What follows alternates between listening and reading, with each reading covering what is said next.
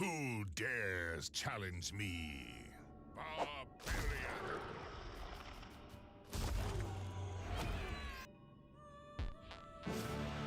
Savager!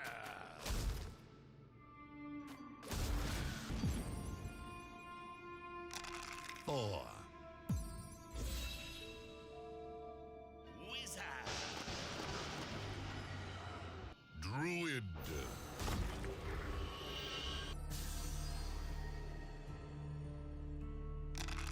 10!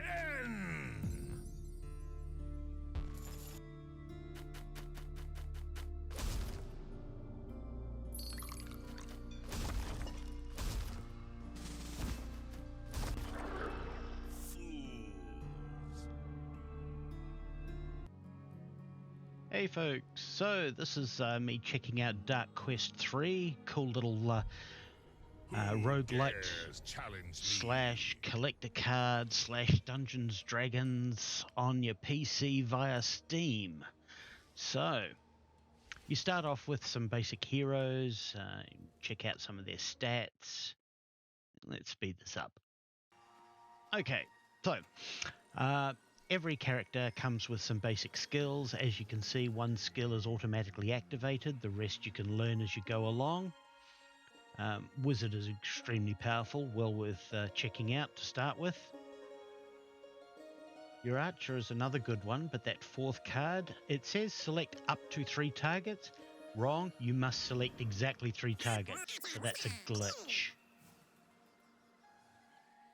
So the first time you play, you get some information on how the game operates, how the turns work, various armor, health, how to overwhelm, how to target specific monsters, how the monsters think, and what pre-rolls are.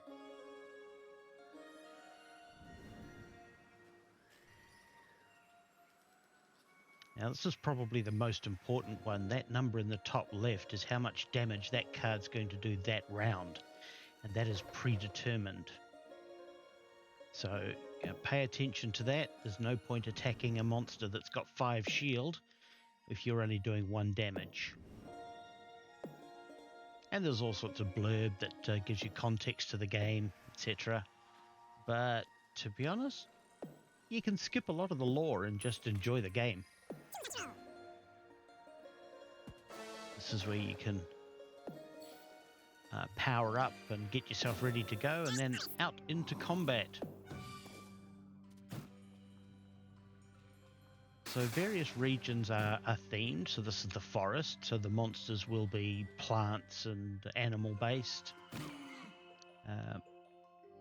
There are a number of regions, some of which are some of which function differently to others. So I'll go through them as they show up on the play. I should warn you, this whole video is about 18 minutes long, so it's not exactly long, but I'm playing everything at anywhere between twice normal speed to 4 times normal speed, just to squeeze it down to this size. Now that was a very important card for the Lancer, I think. Start of every turn, summon a sister. So you immediately get another combatant on your team at the start of every fight. And as you upgrade that card, the summoned sister comes in more powerful and more durable. Now that's re-rolls. You see that dice down there in the bottom right? If you don't like what you roll on that D10, you can hit the die and it allows you to re-roll. Now that is very cool, because sometimes you can avoid some very undesirable fates.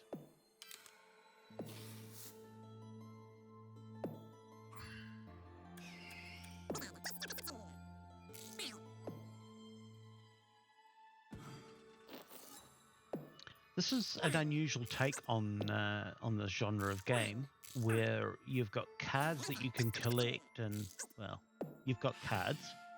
I haven't yet seen any evidence of collecting, but the game is still in its early days, so that may be coming. But various cards can be powered up and give your characters abilities. You can unlock new characters as you progress. You can unlock different skins for the characters as you progress. You'll see that in the upgrade features of various regions.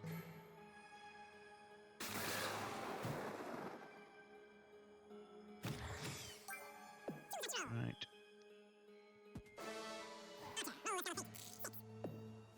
So the Goblin Ruins, I suppose I should talk about the themes really.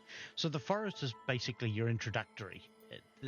Everything's quite mild. Then you get to the ruins, which is this lot, and there's a lot of combat, as is to be expected for sort of city ruins or ancient ruins. You see, he's got a 1 shield. There we go. So, leaving the forest now, and we're heading into the mushrooms. Now, lots of food, lots of health boosts, lots of learning random skills thanks to trippy mushrooms.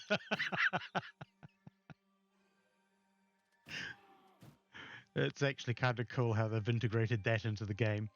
And in a mushroom kingdom, come on, how could you not have magic mushrooms? Yeah,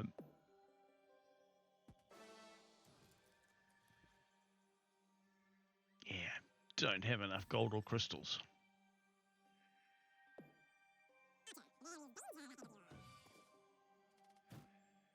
Come on, kill him, kill him, kill him.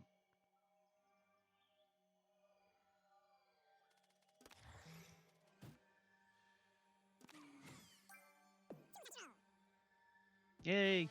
So I went for a little wander, killed a couple of little shrooms, and got a boost for one of my characters. Now, I've got to show you this guy. This one here that looks like the Stay Puft Marshmallow Man. Every time he takes a hit, boom, he spawns another mushroom, another attacker for you. So it's really important, and I learned this the hard way. Don't waste your time on the little mushrooms. Just throw all your big damage at the big dude as quick as you can. The faster you take him out, the less critters he can spawn, so the less mopping up you have to do.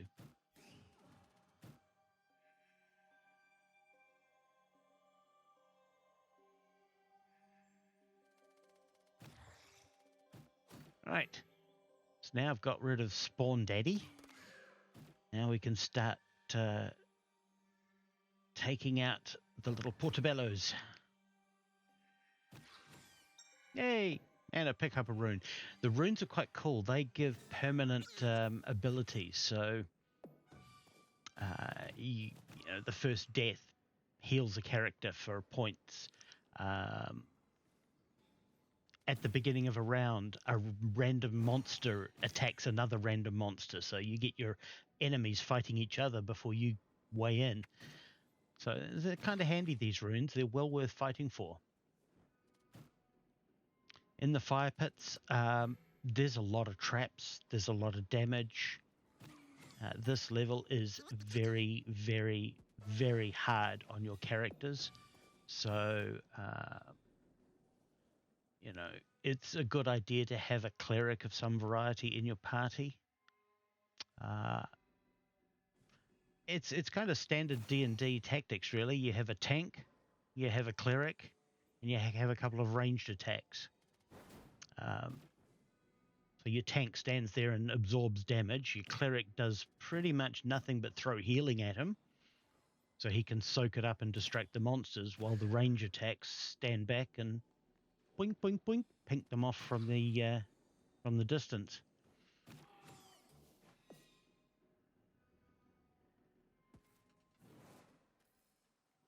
Yeah. So lots of traps, lots of strange things, lots of damage. And yeah, your entire party can be poisoned at the drop of a hat.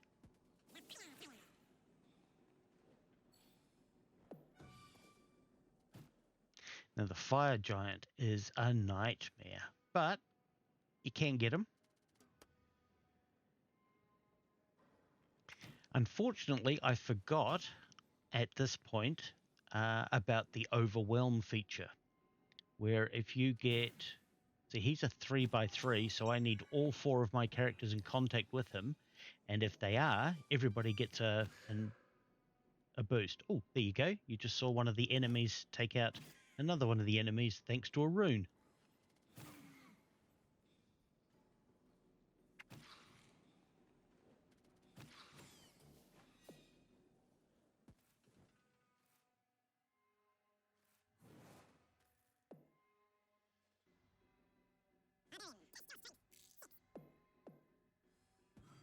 Yeah, there's lots of those cards. I'd like to see a greater variety in those cards, because it's always the same 2 potions. So, this is the maze. If any of you know any sort of Greek history, you'll know about the Minotaur in the maze. Well, this is the maze, and there's a lot of fallen warriors and dead bodies to loot, which is quite appropriately themed, but wow. It doesn't do your confidence any good that every 3rd card is a, hey, you found another dead body who failed to get any further.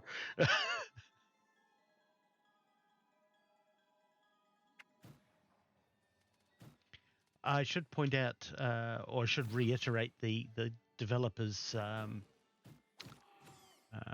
statements here that the gameplay is procedurally generated. Every time you run through, it'll be a different series of events. There's no scripting here. The individual events are, of course, scripted, but the game overall seems to be quite well built.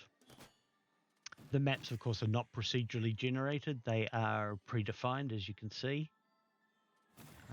But the monsters you encounter, the positions they are in, the positions you start off in, it's all randomized. And believe me, whether you start in a big cluster or spread out on a battlefield can make the difference in whether you win, and if you do, whether you win intact or whether it's a bit of a Pyrrhic victory. So every time you play this, it's going to be different. There's going to be a new scenario and a new twist for you to deal with. But that's what makes it fun.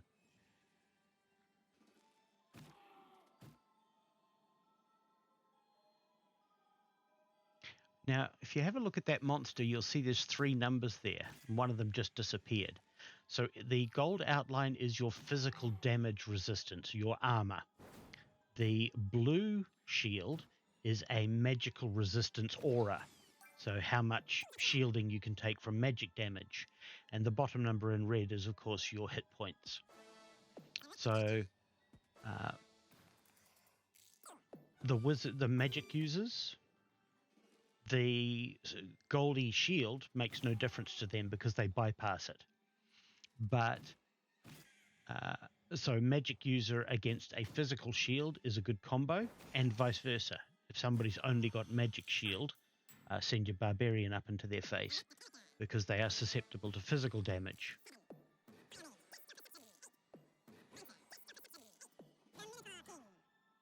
Oh, here we go. Minotaur King. This is a biggie baddie. And he hurt me good on this, I think, if I remember correctly. Because I'm already down a few characters. Hey, no, I got him. Nice.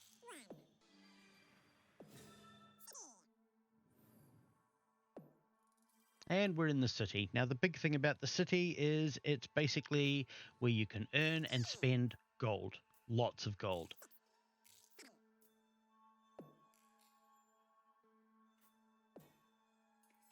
So, yeah. Go into the gladiator arena, earn some gold. It's not actually worth it. The gambling den is a much better bet. No pun intended. However, if you are a combat type personality, there's probably no way to keep you out of the arena, so. But now, ta-da! This I love. There's lots of places in each area where you can resurrect a character, but the city is the only place with a temple where you can basically bring your entire party back to life. Assuming, of course, you have enough gold, but it's 100 gold.